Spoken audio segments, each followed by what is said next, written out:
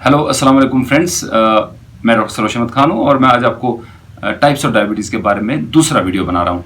पहले वीडियो में मैंने आपको टाइप 1 और टाइप 2 डायबिटीज़ के बारे में बताया था। आज मैं आपको बताऊंगा सेकेंडरी डायबिटीज़ और जेस्टेशनल डायबिटीज़ के बारे में।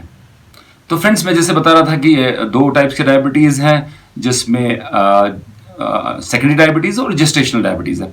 हम सेकेंडरी डायबिटीज़ को पहले टैकल करते हैं। सेकेंडरी डायबिटीज़ क्या है?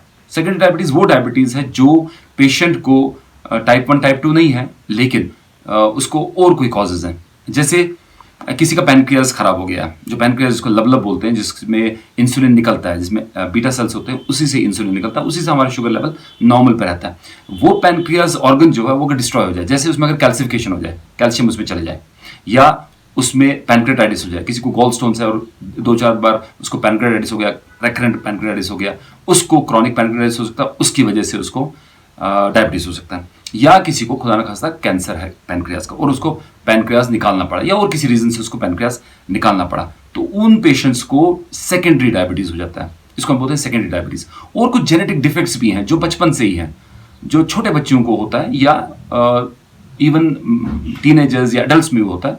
वो जेनेटिक डिफेक्ट्स जो है वो हम लोग उसको कैटेगराइज करते हैं मोनोजेनिक डायबिटीज में, जिसको हम बोलते हैं मोदी, या उसको हम बोलते हैं मैच्योरिटी और उनसे diabetes of the young patients है, लेकिन वो बिहेव करता है जैसे टाइप 2 डायबिटीज वैसा बिहेव करता है, और उनको टैबलेट से भी कंट्रोल हो जाता है।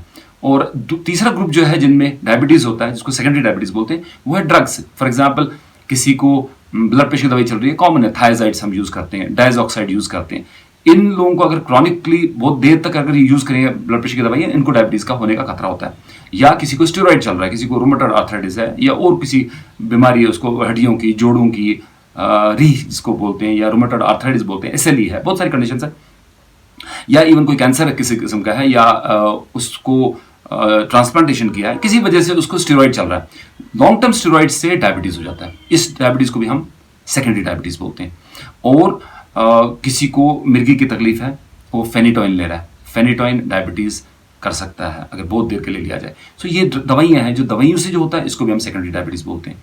और दोस्तों, और कुछ कंडीशंस हैं, जैसे एंडोक्राइन कंडीशंस हैं, जैसे एक्रोमेगली है, या हाइपरथायराइडिज्म है, जिसमें थायराइड का फंक्शन बहुत ज्यादा होता है, या ग्लूकोगोनोमा है, यानी जो पैनक्रियाज है, जिसमें मैंने आपको बोला अल्फा सेल्स हैं, जो अल्फा सेल्स ग्लूकोगोन निकालते हैं, बीटा सेल्स जो इंसुलिन निकालते हैं। जो अल्फा सेल्स है, अगर उनका ट्यूमर हो जाए तो वो ग्लूकोगॉन प्रोड्यूस करते हैं, बहुत ज्यादा ग्लूकोगॉन प्रोड्यूस होगा, यानी बहुत ज्यादा शुगर जो है बहुत हाई हो जाएगा। तो उसकी वजह से क्या होगा, एक डायबिटीज हो जाए, जिसको हम सेकेंडरी डायबिटीज बोलेंगे।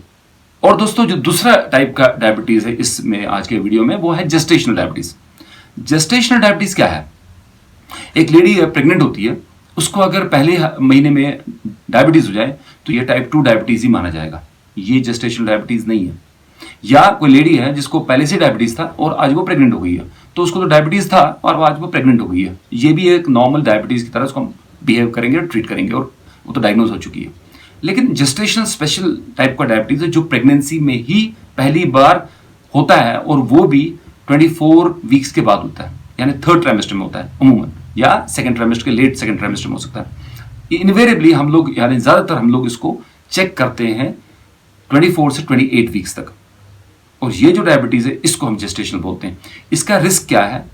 माँ को रिस्क है कि माँ को इसकी वजह से प्रीमैच्योर डिलीवरी हो सकती है, माँ का वेट गेन ज्यादा हो सकता है और होता है, उसके अलावा इनको सूजन हो सकती है, इनको प्री एक्लैम्प्सिक टॉक्सीमिया जिसको बोलते हैं, यानी ब्लड प्रेशर बढ़ना, वो ज्यादा हो सकता है। और बच्चे को जो है, बच्चा अमूमन बड़ा होता है, इसमें बच्चे का साइज बड़ा होता है, 4 किलो से ज्यादा होता है बच्चा, या बच्चा जो है ब्रीदिंग में डिफिकल्टी होती है बच्चे को डिलीवरी के टाइम, या ये जो बेबी है, इसको उसका बड़ा मुंह बड़ा होता है, मैक्रोसोमिया बोलते हैं, या इनको दांत आगे बड़े बड़े आते हैं, मैक्रोडोंटिया बोलते हैं इसको। और वो बेबी जो जेस्टेशनल मदर का बच्चा है, उसको भी, और या उसका अगर वजन 4 किलो से ज्यादा हुआ है डिलीवरी के टाइम, आगे उसको भी डायबिटीज का रिस्क होता है। तो जेस्टेशनल डायबिटीज, जैसे मैंने पिछले वीडियो में बताया था, इसके क्राइटेरिया डिफरेंट है। अगर हम इनको 75 ग्राम्स ग्लूकोज देते हैं और इनको चेक करते हैं हम, इनका पहले तो इनका फास्टिंग अगर हम चेक करेंगे, 92 से अगर ज्यादा है इनका ब्लड शुगर लेवल, तो ये जो है ये जेस्टेशनल डायबिटीज है।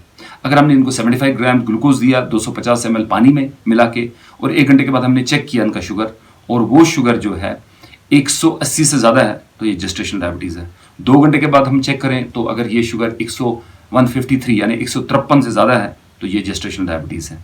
तो ये जेस्टेशनल डायबिटीज़ जो है ये बढ़ रहा है, लोगों का वज़न प्रेगनेंसी में ज़्यादा हो रहा है, हैबिट्स ख़राब हो रहे हैं, जूसेस पी रहे हैं लोग, मीठा खा रहे हैं ज़्यादा, एक्टिविटी कम हो गई है और नॉनवेज ज़्यादा खिला रहे हैं और बेड रेस्ट पर रखने हैं। ये एक मेजर कॉज है हमारे कंडीशंस में जिसकी वजह से डायबिटीज़, जेस्टेशनल डायबिटीज़ जो है वो बढ़ रहा है, ज़्यादा हो रहा है। और इंडिया में तकरीबन 10% फीमेल को, प्रेग्नेंट फीमेल्स को जेस्टेशनल डायबिटीज़ होता है, वो बहुत ज़्यादा है, वर्ल्ड में हाई माना जाता है।